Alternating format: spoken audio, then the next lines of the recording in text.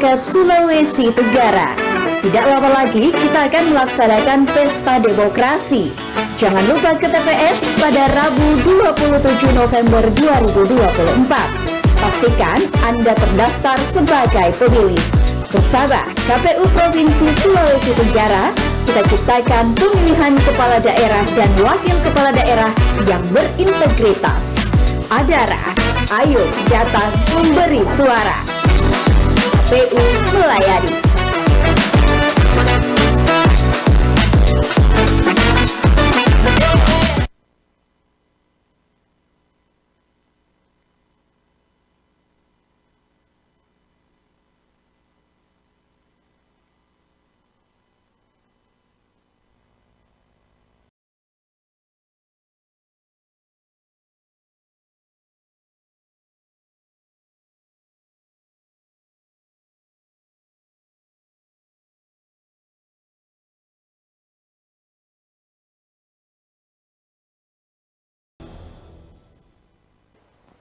Assalamualaikum warahmatullahi wabarakatuh. Pemirsa, Lintas Antara kembali hadir bersama saya Erna Kurniawati. Kita beralih ke informasi pertama. Pertemuan tingkat Menteri Luar Negeri se-ASEAN atau AMM digelar di Laos. Pertemuan ini membahas implementasi Komunitas ASEAN 2045 dan fakta kerjasama dan non-agresi antar negara-negara atau TOUCH.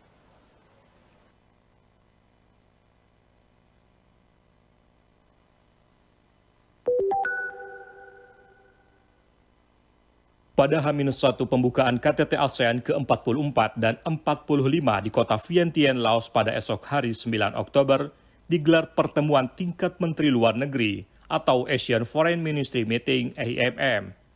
Dalam rapat yang berlangsung tertutup selama lebih kurang 90 menit, dibahas sejumlah isu krusial, seperti perkembangan draft strategis, rencana implementasi Komunitas ASEAN Visi 2045, serta mengajak negara anggota untuk konsen pada finalisasi draft tersebut.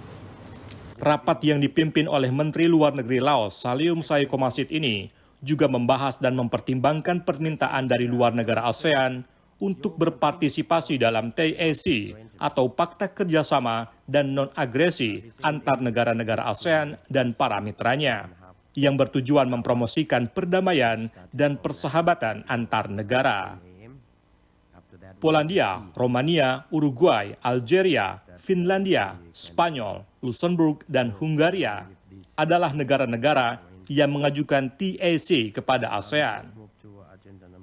ASEAN concerted effort is needed to respond proactively and effectively to these challenges with a view to maintaining and promoting regional and global peace, stability, and prosperity, as well as to maintaining ASEAN relevance. AMM tahun ini menghasilkan 3 dokumen yang selanjutnya akan dikenal sebagai ASEAN Leaders for Consideration at 44th and 45th, yaitu Deklarasi Pemimpin ASEAN dalam Pembangunan Strategis dan Perencanaan Implementasi untuk ASEAN Komunitas Visi 2045, Deklarasi ASEAN Outlook Indo-Pasifik, serta review pemimpin ASEAN dan keputusan dalam implementasi dari 5 poin konsensus. Dari Vientiane, Laos, Ardi Irawan, Kantor Berita Antara mewartakan.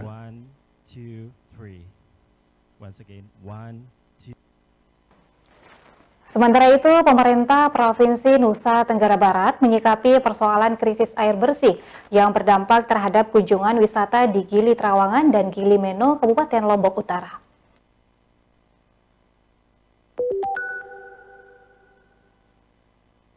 Pemerintah Provinsi Nusa Tenggara Barat mengizinkan perusahaan penyulingan air laut swasta tetap beroperasi di Gili Trawangan dan Gili Meno, Kabupaten Lombok Utara untuk memenuhi kebutuhan air bersih masyarakat. Keputusan ini diambil karena krisis air bersih yang terjadi di kawasan wisata tersebut yang berdampak pada menurunnya kunjungan pariwisata yang tercatat mencapai 2.000 orang per hari dalam sepekan terakhir. Karenanya, melalui rapat koordinasi yang diadakan di Mataram pada Selasa 8 Oktober, diputuskan agar perusahaan air bersih swasta di kawasan tersebut tetap beroperasi untuk sementara waktu, meski sebelumnya izin perusahaan dicabut lantaran dugaan perusakan lingkungan. Untuk saat ini air tetap bisa mengalir ya, karena memang kebutuhan masyarakat. Karena dari direktur PDN tidak ada lagi alternatif saat ini. Air yang diharapkan dari mana? Dari mana yang diharapkan? Ya dari TCN yang sumbernya dari air laut ya, Pak, air penyulingan. Kalau air ini ditutup, nah ini gimana? Sehari saja kita mati air di sini kan repot. Jadi yang kami khawatirkan dampak pariwisatanya. Target kunjungan wisatawan kita yang 2 juta itu ya bisa-bisa nggak terpenuhi. Memang kondisi air di sana itu seperti apa? Kan airnya hanya bersumber dari air laut yang dikelola oleh PDAM dan DCM. Mawardi menambahkan, estimasi kebutuhan air bersih di 2 kawasan pulau wisata tersebut mencapai 150.000 liter per hari, dengan potensi kunjungan wisata yang tercatat mencapai 2.500 hingga 3.000 orang wisatawan per hari. Sejalan dengan ini, Pemprov NTB melalui perusahaan daerahnya mempercepat proses pemasangan pipa yang menghubungkannya dengan Gili Air dan Kabupaten Lombok Utara untuk mendistribusikan air bersih. Dari Mataram, Nusa Tenggara Barat, Kusnandar, Kantor Berita Antara, mewartakan.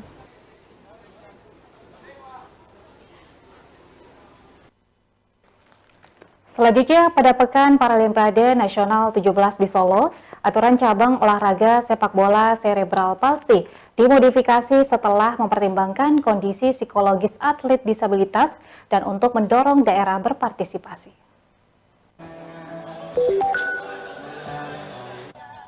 Pada Pekan Paralimpiade Nasional Peparnas ke-17 yang digelar di Solo, Jawa Tengah, Panitia Pelaksana Cabang Olahraga Sepak Bola Cerebral Palsy atau CP memodifikasi aturan main. Perubahan aturan main ini sesuai kesepakatan antara manajer pertandingan dengan pihak manajer semua tim peserta sepak bola CP.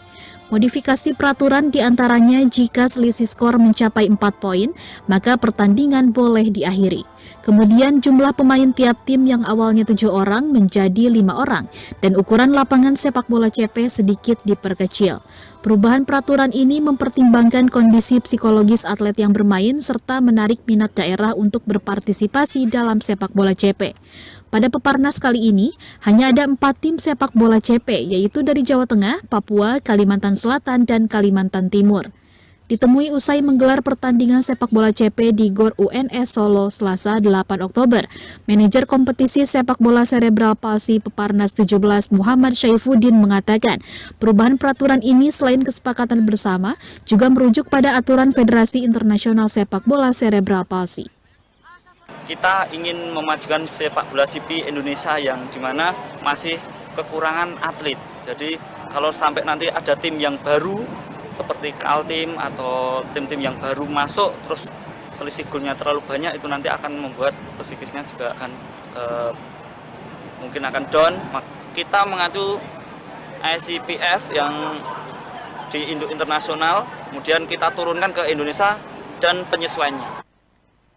Sesuai dengan aturan, durasi jalannya pertandingan sepak bola CP 2 kali 25 menit.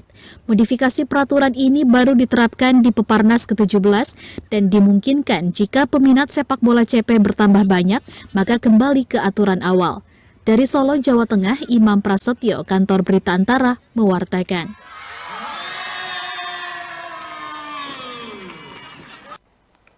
Badan Pengawas Pemilihan Umum Kalimantan Tengah menggelar apel siaga pengawasan pemilu di GOR Serbaguna, Jalan Jilik Riwut, Kota Palangkaraya.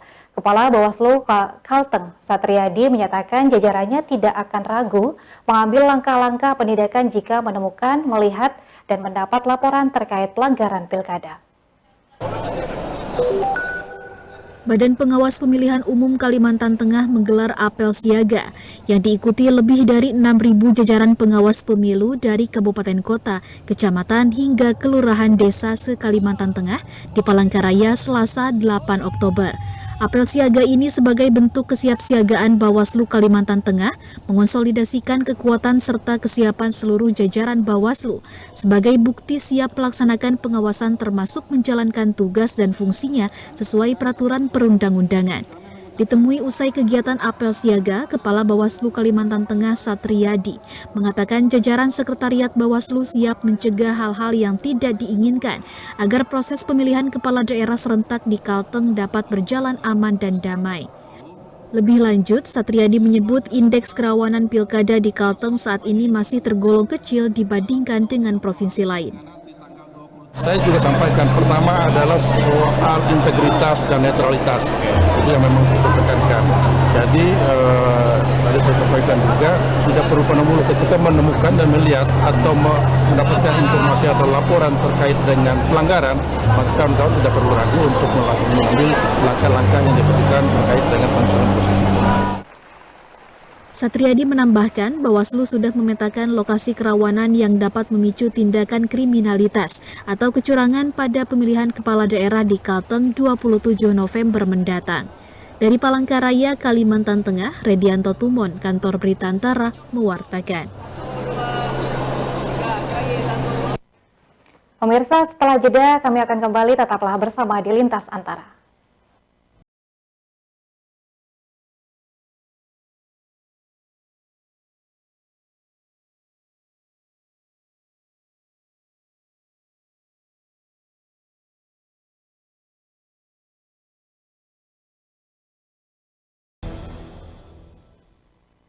Kami tidak mewakili suku manapun. Kami tidak membedakan daratan dan kepulauan. Tapi kami yakinkan kepada seluruh saudara-saudaraku untuk membebaskan biaya pendidikan gratis bagi seluruh masyarakat Sulawesi Tenggara, memberikan akses pelayanan kesehatan dengan bayarkan BPJS gratis termasuk pelayanan kesehatan dengan ambulans udara. Kami memastikan pupuk gratis serta laptop untuk semua guru-guru serta bantuan kepada nelayan Bapak Ibu sekalian. Pastikan kita memilih nomor 1. Tusuk sendiri. Saya, Majen TNI Purnawirawan Andi Sumangaruka, bersama Bapak Hugua, ingin bergerak cepat mengejar ketinggalan daerah ini dengan program unggulan, mewujudkan tatanan masyarakat yang aman, sejahtera, dan religius. Bersama Sultra Maju, coblos nomor urut 2, ASR Hugua, pilihan Prabowo untuk Sultra Maju. Paslon nomor urut 3, Lukman Abu Nawas dan Lauda Ida.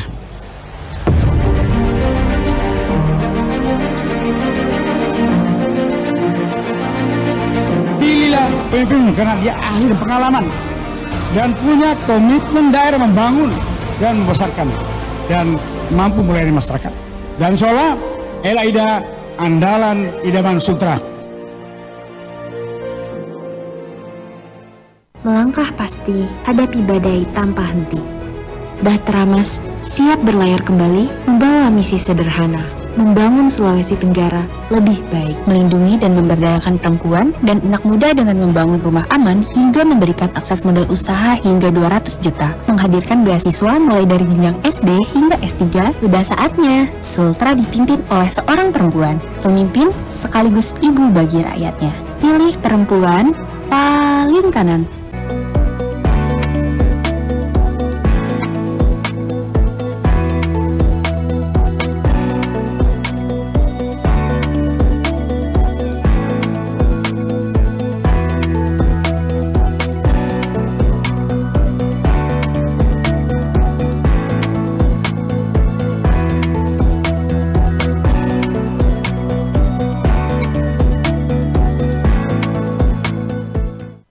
Masyarakat Kabupaten Kolaka Timur, Pilkada serentak sebentar lagi. Jangan lupa datang ke TPS hari Rabu, tanggal 27 November nanti. Kita pilih pemimpin yang sudah terbukti. Saat di bilik suara, dahulukan surat suara untuk pemilihan bupati dan wakil bupati. Lalu, buka surat suara dan langsung coblos nomor urut 1, Abdul Aziz dan Yosef Sahaka. Ingat, coblos nomor 1, Abdul Aziz, Yosep Sahaka. 2024, Koltim maju, sejahtera, dan berkelanjutan. Menang bersama rakyat. Assalamualaikum warga Kolaka Timur. Pilkada serentak sebentar lagi. Datang ke TPS hari Rabu tanggal 27 November 2024. Anda akan diberikan 2 surat suara dengan warna yang berbeda. Pilih surat suara yang berwarna biru untuk Bupati dan Wakil Bupati Kolaka Timur. Lalu coblos nomor urut 2, Haji Arwin S.E. Ismail. Gaspol nomor 2, Arwin Ismail. Anak Koltim untuk Koltim. Masyarakat Kabupaten Kolaka Timur, pilkada serentak sebentar lagi. Jangan lupa datang ke TPS hari Rabu tanggal 27 November nanti. Kita pilih pemimpin yang baik. Saat di bilik suara, dahulukan surat suara untuk pemilihan bupati dan wakil bupati. Lalu, buka surat suara dan langsung coblos nomor urut 3, Dale Effendi dan Suhaimi Nasir. Ingat, coblos nomor urut 3, Dale Effendi dan Suhaimi Nasir untuk Kolaka Timur yang lebih damai. Maju daerah, rakyat sejahtera.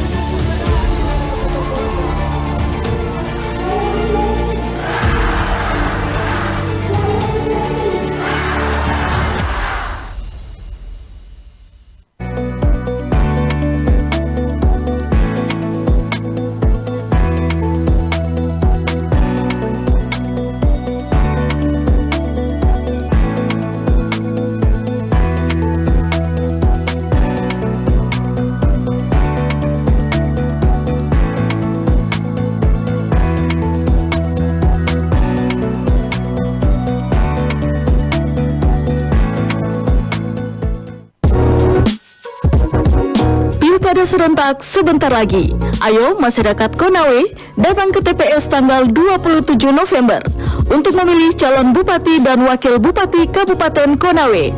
Jangan lupa ya, langsung buka surat suara pemilihan bupati dan wakil bupati.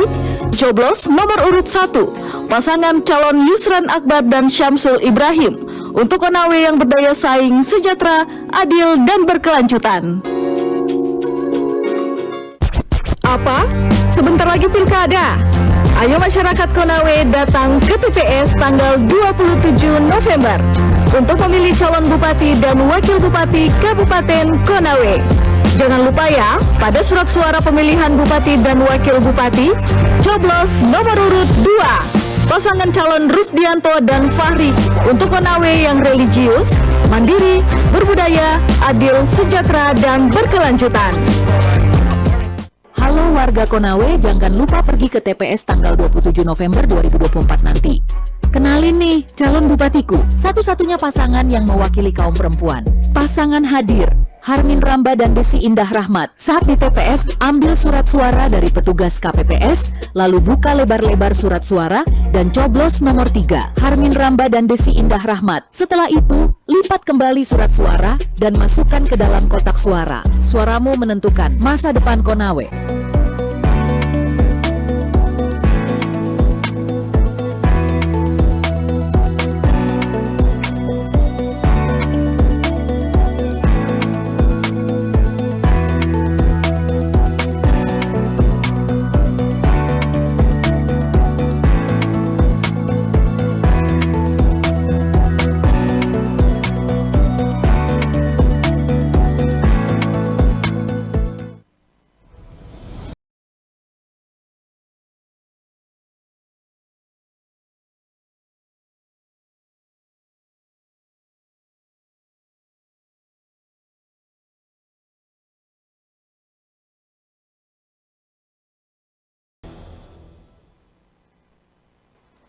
Terima kasih Anda masih bersama kami di Lintas Antara.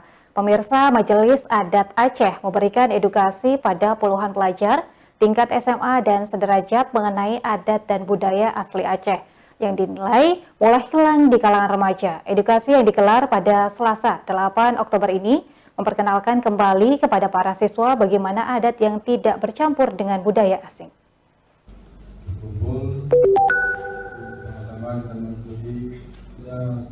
Pemerintah Kota Lok Sumawe melalui Majelis Adat Aceh atau MAA memberikan edukasi terkait adat dan budaya pada 50 pelajar jenjang SMA dan sederajat Selasa 8 Oktober. Pada edukasi ini, pihak pemerintah kembali memperkenalkan adat dan budaya khas Aceh yang dinilai mulai memudar di kalangan remaja karena terpengaruh budaya asing. Pada edukasi ini diperkenalkan adat budaya asli Aceh, mulai dari makanan, tarian, alat musik hingga cara bersosialisasi yang tidak luput dari dasar syariat Islam secara kental di Aceh.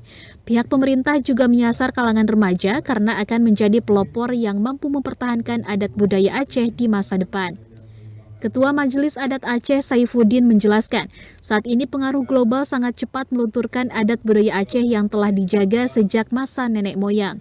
Mulai dari prosesi pernikahan yang mulai mengikuti tren asing, makanan tradisional yang mulai jarang ditemui, dan alat musik lokal yang tidak lagi dikenal oleh kelompok remaja.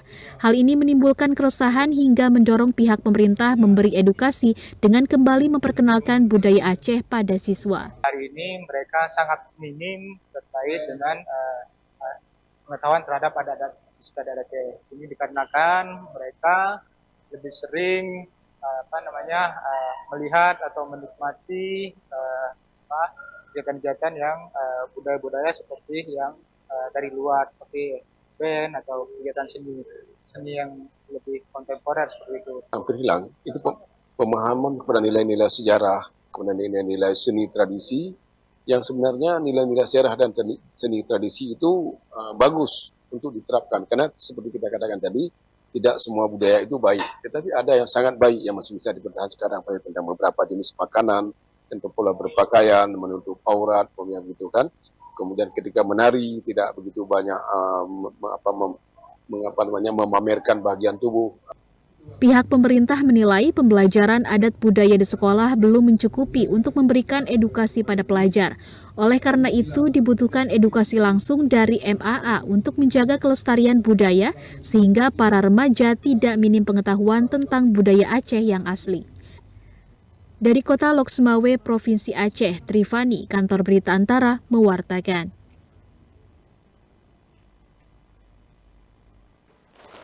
Sementara itu, PT Kereta Api Indonesia Divisi Regional 2 Sumatera Barat mencatatkan kinerja positif pada angkutan penumpang selama Januari hingga September 2024.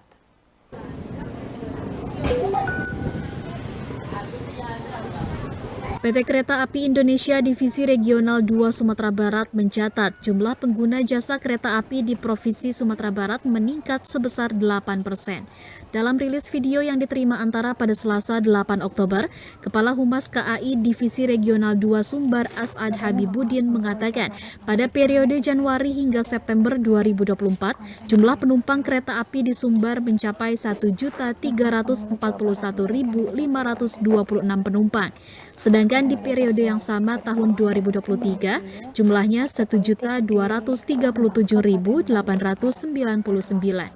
As'ad menambahkan, ada 5 stasiun favorit yang paling banyak melayani penumpang naik turun kereta api, antara lain Stasiun Padang, Stasiun Pariaman, Stasiun Air Tawar, Stasiun Naras, dan Stasiun Bandara Internasional Minangkabau.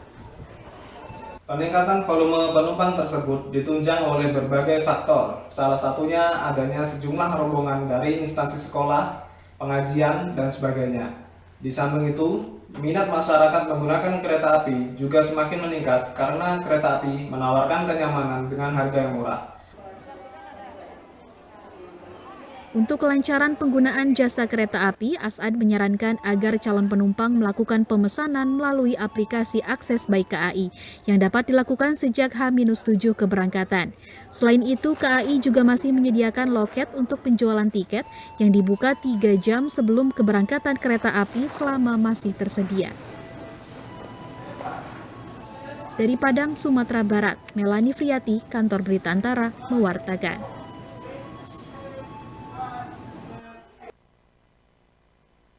Badan Pengawas Pemilu Jawa Barat memberikan edukasi terkait konten media sosial kepada relawan dan tim media partai politik di Lambang Kabupaten Bandung Barat Selasa 8 Oktober.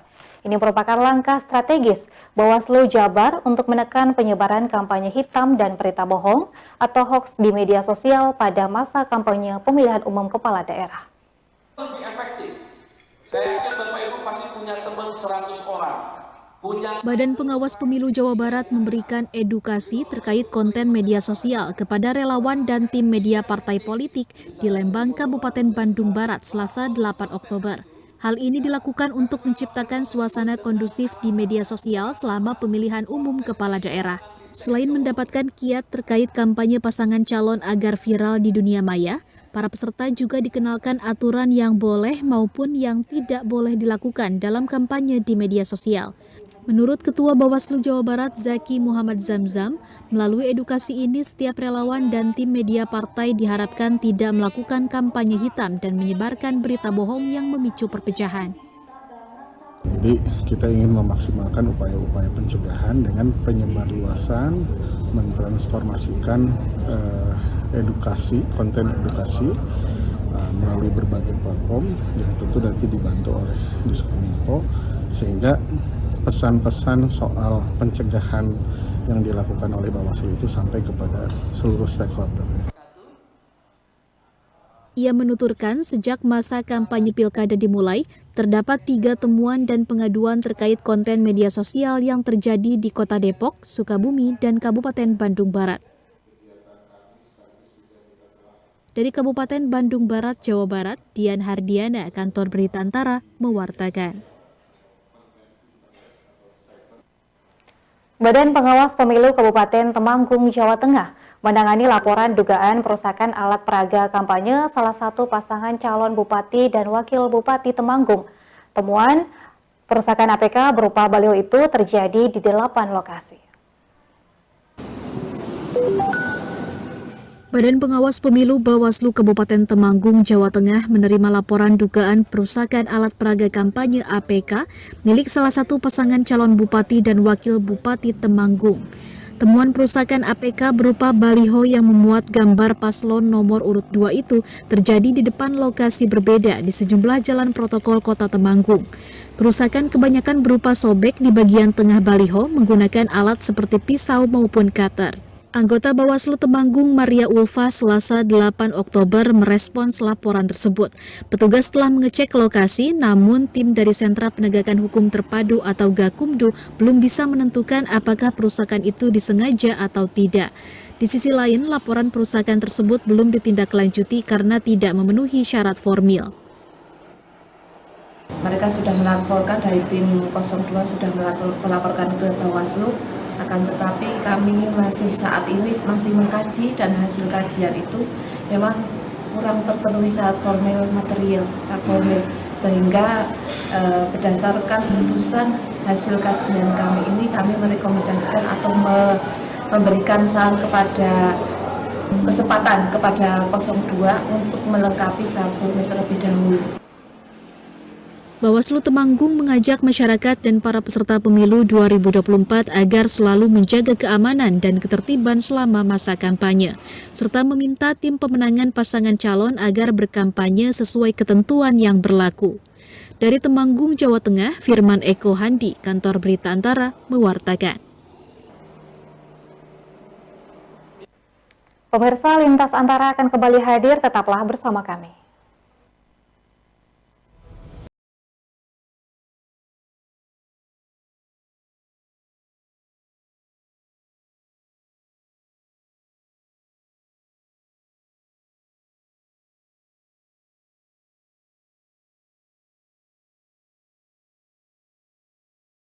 Saya Haji Iqbar bersama Haji Abu Hairah sebagai calon bupati dan wakil bupati Kabupaten Konawe Utara. Kami berjuang untuk seluruh warga Konawe Utara. Kami yakin dengan tekad yang kuat akan membawa Konawe Utara yang berkelanjutan. Mari kita terus merawat kebaikan, memastikan keberlanjutan menuju Konawe Utara yang berdaya saing.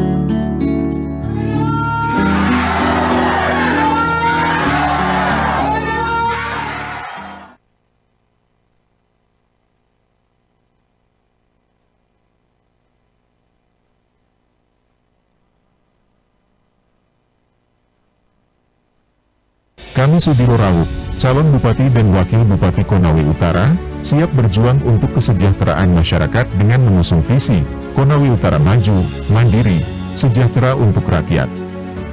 Untuk itu, mari kita gunakan kesempatan ini untuk membawa perubahan dan kemajuan bagi Konawe Utara yang lebih baik. Bersama, kita wujudkan harapan dan masa depan yang sejahtera untuk daerah kita tercinta. Suara Anda adalah langkah menuju perubahan. Salam nomor 2.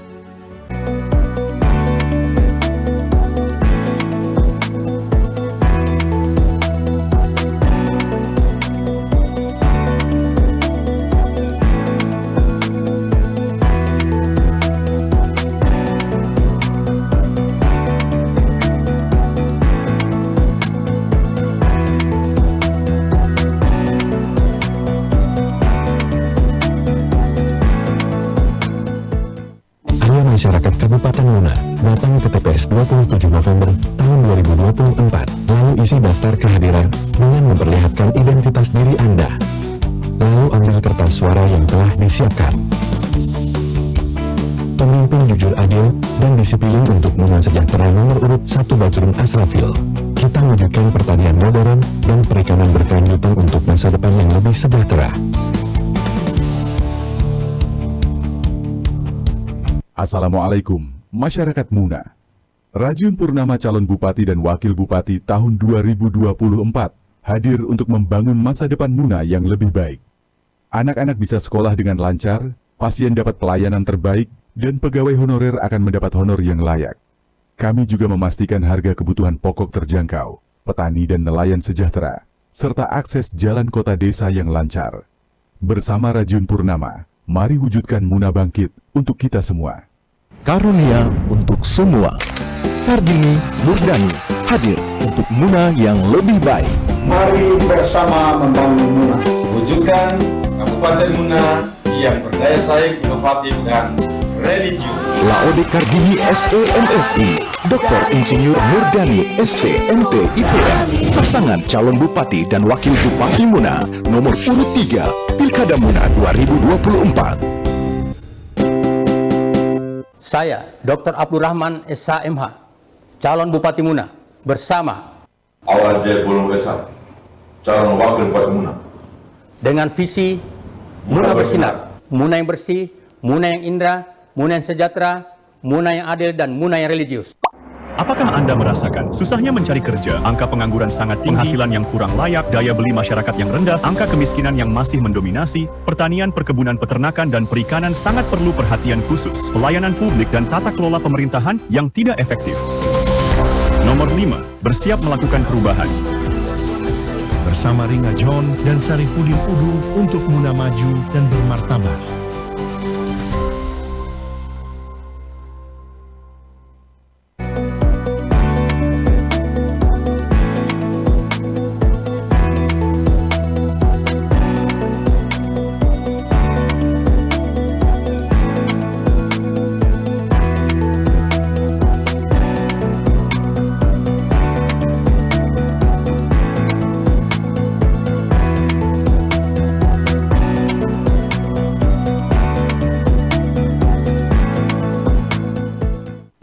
Calon Bupati dan Wakil Bupati Kabupaten Kolaka Utara, nomor urut 1, Haji Anton SH dan Haji Abbas SE. Jangan lupa datang ke TPS pada tanggal 27 November 2024. Buka surat suara dan coblos nomor urut 1, Haji Anton SH dan Haji Abbas SE.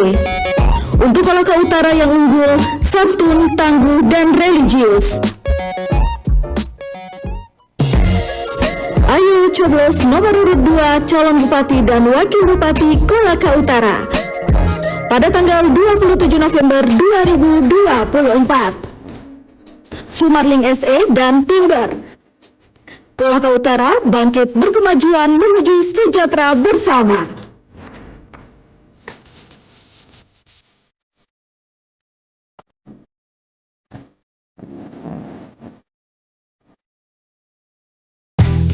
Ayo coblos nomor urut 3 Dr. Andes Haji Nurrahman Umar MH dan Haji Jumardin SE pada pemilihan Bupati dan Wakil Bupati Kolaka Utara tanggal 27 November 2024. Kolaka Utara menuju madani, maju, berdaya saing dan berkelanjutan.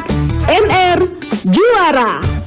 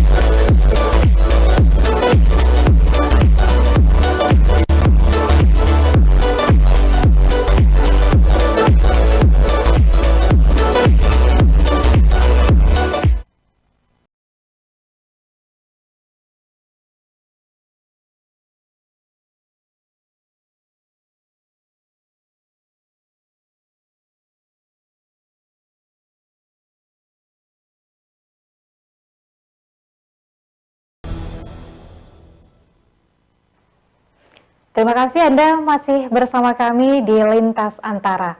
Pemirsa, tim pengawas Kejaksaan Republik Indonesia yang tergabung dalam program pelatihan kepemimpinan pengawas Angkatan 6 tahun 2024 menggelar peninjauan ke sejumlah organisasi perangkat daerah di lingkungan pemerintah Kota Pontianak.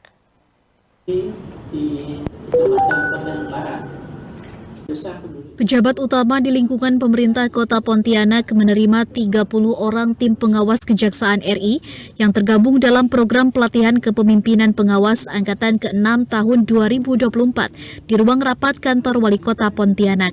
Kegiatan peninjauan yang berkaitan dengan proyek perubahan nasional ini menyasar sejumlah organisasi perangkat daerah, mulai dari sistem pelayanan publik, penanaman modal, komunikasi dan informasi, hingga pelayanan terpadu satu pintu. Penjabat Wali Kota Pontianak Ani Sofian, Selasa 8 Oktober mengatakan, sebuah subjek yang menjadi sasaran program pengawasan adalah OPD berkategori strategis, di mana hasil kinerjanya memiliki dampak signifikan terhadap pelaksanaan tata kelola sistem pemerintahan.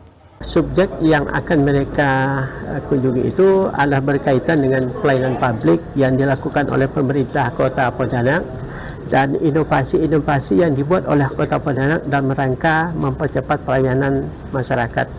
Di samping itu juga mereka tentu menggali informasi terkait dengan bagaimana kita mengendalikan sistem pengawasan agar pelaksanaan pemerintahan di Kota Pontianak ini berlangsung dengan baik. Selain terkait sistem pelayanan publik, tim pengawas kejaksaan juga memastikan tindakan dan berjalannya sistem pengelolaan aset atau barang rampasan negara sesuai putusan pengadilan yang berasal dari perkara pidana serta telah memiliki kekuatan hukum tetap. Dari Pontianak, Kalimantan Barat, Indra Budi Santoso, Kantor Berita Antara, mewartakan.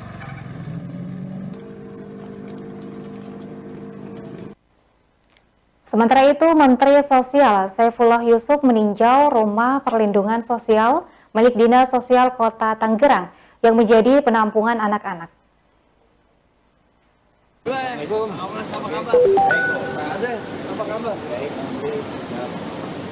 Menteri Sosial Saifullah Yusuf mendatangi rumah perlindungan sosial di Kecamatan Neglasari, Kota Tangerang, Banten pada Selasa 8 Oktober.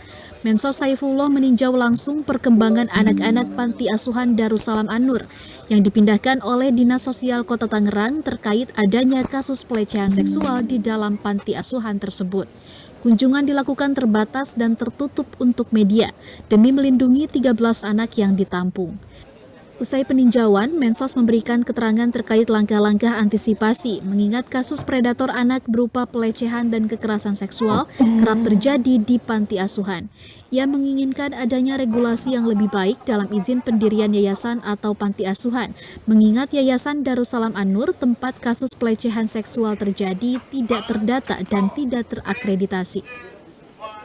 Kita ingin ke depan, ya, Kemensos dalam hal ini khususnya bisa membuat langkah-langkah strategis, membuat regulasi yang mana kemudian tata kelola lembaga kesejahteraan sosial atau panti asuhan itu bisa lebih baik lewat aturan-aturan, lewat pengawasan, lewat kerjasama dari semua pihak. Sementara itu, Ketua Komisi Perlindungan Anak Indonesia KPAI Ai Mariyati melihat adanya unsur lain dalam kasus yang merugikan anak-anak di panti asuhan. Ia mengatakan adanya kemungkinan tindak pidana perdagangan orang untuk mengeruk kekayaan pada pihak-pihak tertentu yang terkait kasus ini.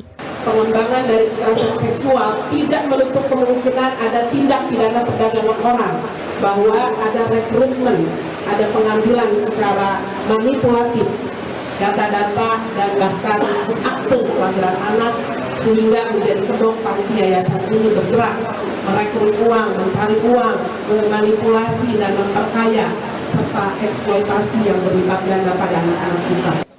Usai peninjauan, anak-anak yang ditampung sementara di rumah perlindungan sosial tersebut akan dipindahkan oleh Kementerian Sosial dan KPAI ke Multi Layanan Sentra Mulia Jaya di Pasar Rebo, Jakarta Timur. Pemindahan ini mengutamakan pemberian rasa nyaman dan keamanan anak-anak serta pemulihan terhadap trauma yang alami.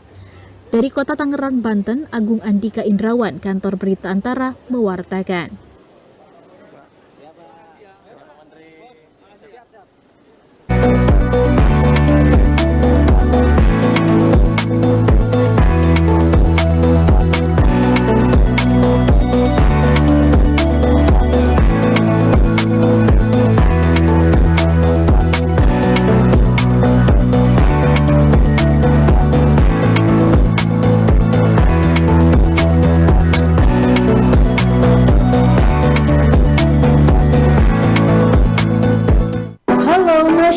Sulawesi Tenggara. Tidak lama lagi kita akan melaksanakan pesta demokrasi. Jangan lupa ke TPS pada Rabu 27 November 2024. Pastikan Anda terdaftar sebagai pemilih. Bersama KPU Provinsi Sulawesi Tenggara, kita ciptakan pemilihan kepala daerah dan wakil kepala daerah yang berintegritas. Adara, ayo datang memberi suara. KPU melayani.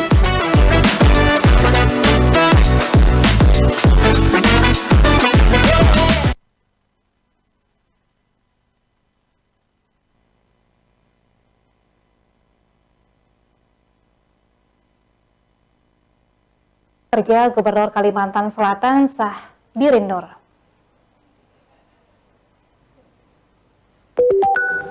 Saya tidak bisa baca. Komisi Pemberantasan Korupsi menggeledah ruang kerja Gubernur Kalimantan Selatan Sah Birinur di kantor Gubernur Kalimantan Selatan Banjarbaru Selasa 8 Oktober 2024. Penggeledahan dilakukan usai operasi tangkap tangan OTT terhadap 4 pejabat Dinas Pekerjaan Umum dan Penataan Ruang PUPR Provinsi Kalimantan Selatan pada Minggu 6 Oktober 2024 kemarin. Berdasarkan pantauan, sejumlah penyidik KPK melakukan serangkaian pemeriksaan di ruang kantor Gubernur Kalimantan Selatan Sah Birinur dengan pengawalan personel Gegana Brimob Polda Kalsel.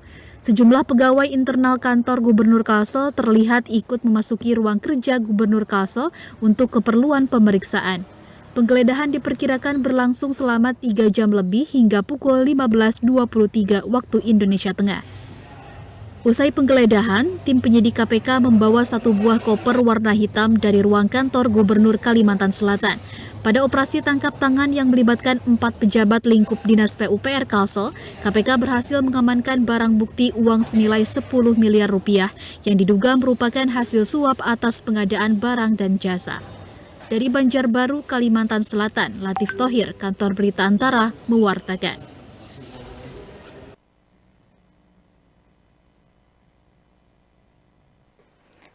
Sementara itu, dari total 486 kantor pertanahan di Indonesia, 465 diantaranya atau sebesar 95,6% telah mengimplementasikan layanan sertifikat tanah elektronik.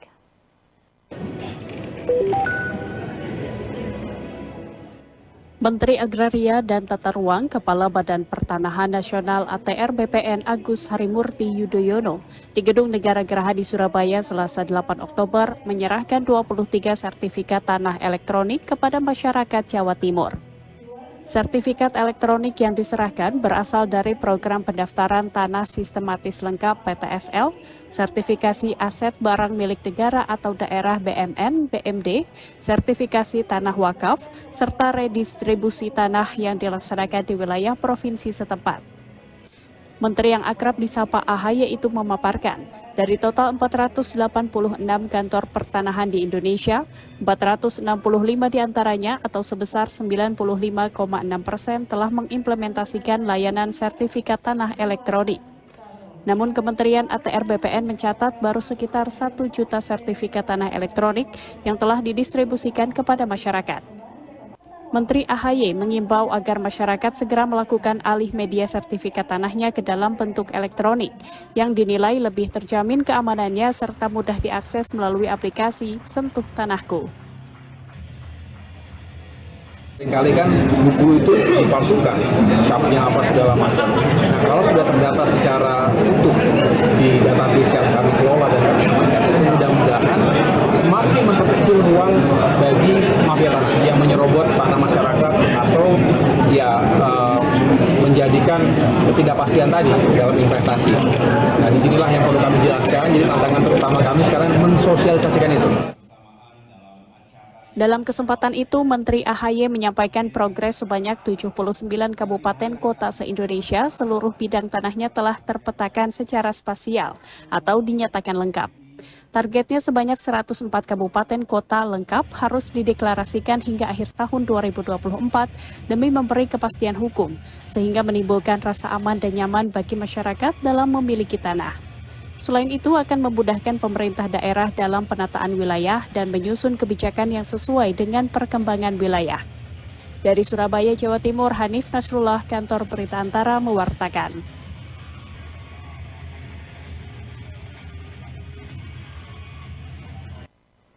Pemirsa, Lintas Antara akan kembali hadir, tetaplah bersama kami.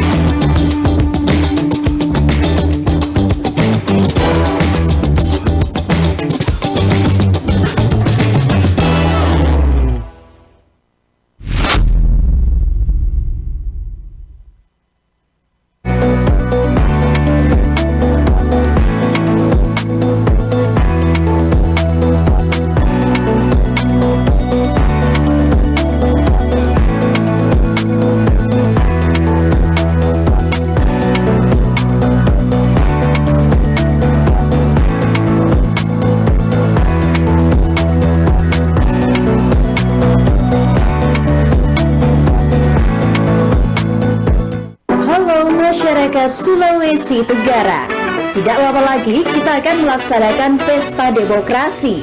Jangan lupa ke TPS pada Rabu 27 November 2024. Pastikan Anda terdaftar sebagai pemilih. Bersama KPU Provinsi Sulawesi Tenggara, kita ciptakan pemilihan kepala daerah dan wakil kepala daerah yang berintegritas. Adara, ayo datang memberi suara.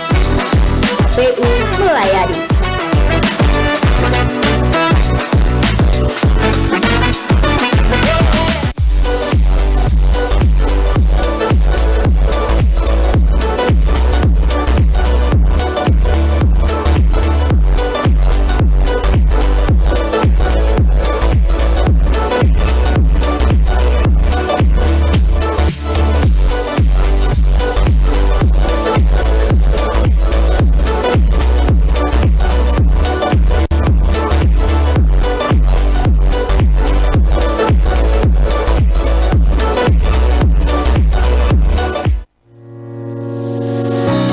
Peringati Hari Sumpah Pemuda, PLN UIP Sulawesi berkolaborasi dengan Masyarakat Ahli Survei Kadaster Indonesia, Komisariat Wilayah Sulut Sulteng Gorontalo, Kantor Jasa Surveyor Berlisensi Herman Yunus, dan BPN Sulawesi Tengah untuk mengadakan pelatihan dan uji kompetensi asisten surveyor kadastral atau sertifikasi juru ukur kepada 20 orang penerima manfaat yang tersebar di Morowali Utara, Sulawesi Tengah. Salah satu peserta pelatihan sertifikasi juru ukur, Frid Melem Meronda, mengungkapkan rasa syukurnya atas kesempatan menjadi salah satu penerima manfaat program dari PLN ini. Ia berharap dengan adanya lisensi yang dipegangnya dapat memberikan kesempatan untuk menjadi bagian dari BPN sebagai juru ukur. Program ini merupakan bentuk implementasi prinsip ISG PLN, khususnya di bidang pendidikan, yang bertujuan untuk meningkatkan kompetensi masyarakat dan kesempatan kerja bagi masyarakat di sekitar pembangunan infrastruktur ketenagalistrikan sebagai juru ukur berlisensi.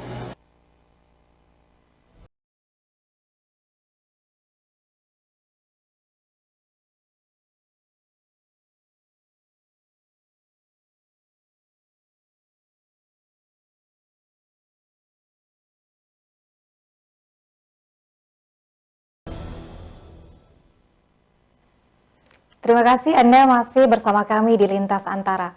Pemirsa, Komisi 3 DPR RI menggelar audiensi dengan Solidaritas Hakim Indonesia di Kompleks Parlemen DPR RI Jakarta pada hari Selasa 8 Oktober. Dihadiri Wakil DPR RI Sufmi Dasko Ahmad. Audiensi membahas tentang kesejahteraan profesi hakim.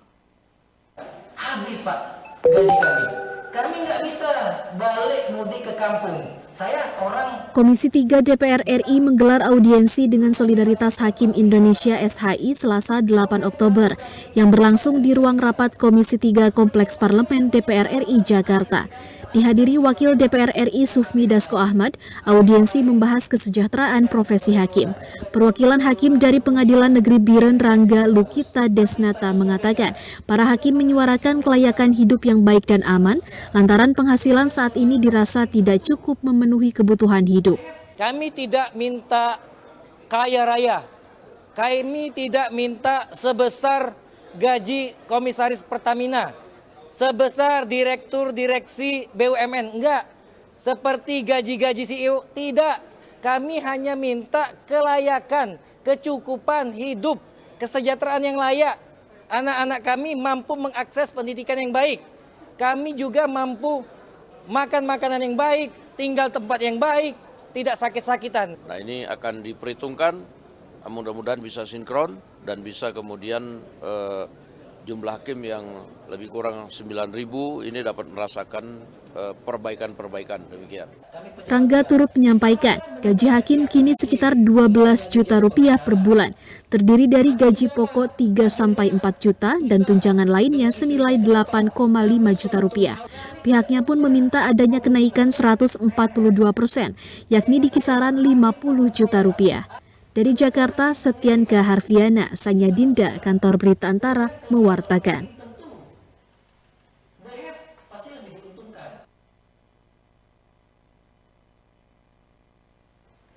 Sementara itu, perkembangan teknologi yang pesat membawa banyak manfaat, tetapi juga risiko bagi generasi muda, guna membentengi para pelajar dari dampak negatif internet dan media sosial.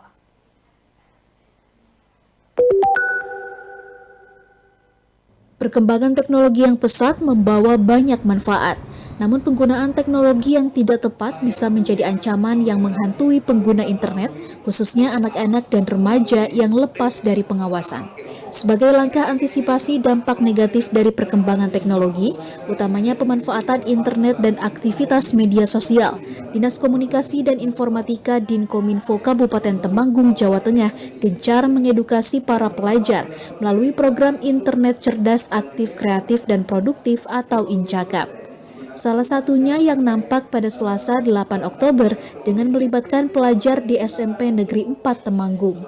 Para pelajar dibekali dengan 4 dasar literasi digital, yakni keamanan digital, keterampilan digital, etika digital, dan budaya digital.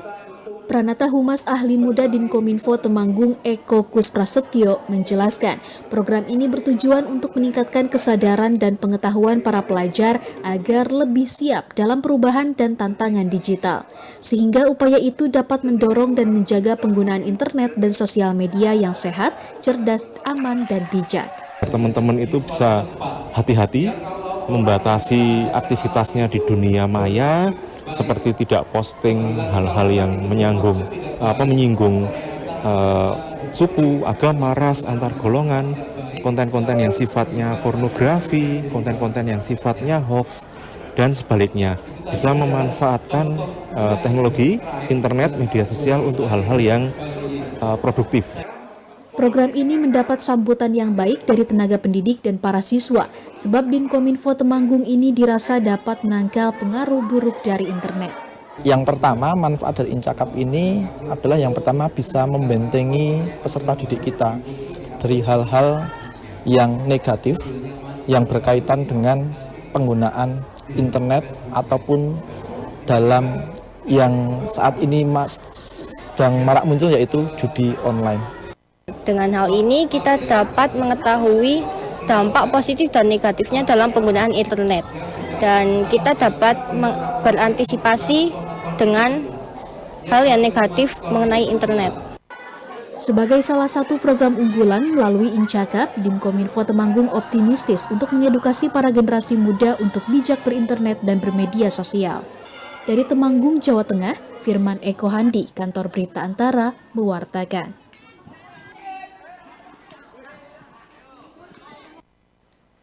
Komisi Pemilihan Umum Kota Padang, Sumatera Barat menerima logistik sebanyak 2.974 kotak suara untuk pemilihan kepala daerah tahun 2024 pada Selasa 8 Oktober. Komisi Pemilihan Umum Kota Padang, Sumatera Barat mulai menerima sejumlah logistik untuk pemilihan kepala daerah tahun 2024. Seperti pada Selasa 8 Oktober, Kota Padang menerima sebanyak 2.974 kotak suara yang akan didistribusikan untuk 1.487 tempat pemungutan suara yang ada di Kota Padang. Ketua KPU Padang Dori Putra menjelaskan setiap TPS akan mendapatkan 2 kotak suara untuk pemilihan Gubernur Sumatera Barat dan pemilihan Wali Kota Padang. Sebelumnya KPU Padang juga telah menerima logistik pilkada berupa tinta, kabel tis, segel, dan bilik suara. Dori menambahkan semua pengadaan logistik pilkada dilaksanakan oleh KPU Provinsi, sedangkan pengadaan surat suara dilaksanakan oleh KPU Kota Padang. Surat suara itu baru dicetak itu tanggal 15 Oktober ini, dan proses pencetakannya itu estimasi dari perusahaan pencetak itu seminggu untuk langsung dikirimkan ke KPU Kota Padang. Estimasi kita seluruh logistik ini akhir Oktober sudah bisa kita dapatkan dan sudah bisa kita lakukan persortiran, pelipatan dan pengepakan ke dalam kotak suara untuk kita distribusikan ke TPS. Untuk pelipatan surat suara Pilkada 2024, KPU Padang akan melibatkan ratusan warga yang ada di sekitar gudang KPU Padang yang berada di Jalan Bypass. Dari Padang, Sumatera Barat, Melani Friati, Kantor Berita Antara mewartakan.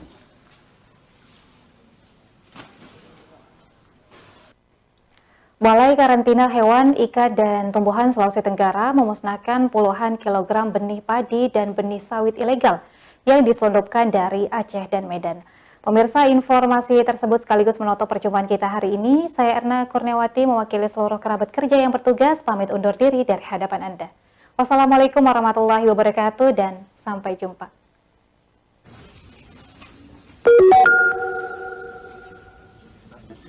Balai Karantina Hewan, Ikan, dan Tumbuhan Provinsi Sulawesi Tenggara Selasa 8 Oktober memusnahkan puluhan kilogram benih padi dan sawit ilegal yang diselundupkan dari Aceh dan Medan. Benih ilegal yang dimusnahkan tersebut terdiri dari 20 kg benih padi dan 10 kg benih sawit yang dikirim melalui kantor pos dengan tujuan Sulawesi Tenggara tanpa dilengkapi dengan dokumen berupa sertifikat keterangan asal. Kepala Balai Karantina Hewan, Ikan, dan Tumbuhan Sultra Azhar menjelaskan berdasarkan aturan setiap orang yang memasukkan atau mengeluarkan media pembawa seperti tumbuhan atau hewan harus dilengkapi dengan sertifikat kesehatan dari daerah asal. Jika tidak dilengkapi sertifikat, produk tumbuhan dikhawatirkan memiliki penyakit dan ketika ditanam di sekitar wilayah Sulawesi Tenggara, penyakit tersebut dikhawatirkan akan menyebar. Harus melengkapi sertifikat kesehatan dari daerah asal, melaporkan kepada petugas karantina untuk dilakukan tindakan karantina, dan melalui tempat pemasukan ataupun pengeluaran yang ditetapkan, seperti di pelabuhan, di bandara, atau kantor pos. Jadi terhadap media pembawa benih padi dan benih sawit ini tidak memenuhi syarat karantina. Persyaratan karantina yaitu tidak melengkapi sertifikat kesehatan dari daerah asal. Ditambahkannya saat ini pihaknya telah bekerja sama dengan Karantina Aceh dan Karantina Sumatera Utara untuk mengungkap serta menangkap pengirim benih padi dan sawit tanpa dokumen ini.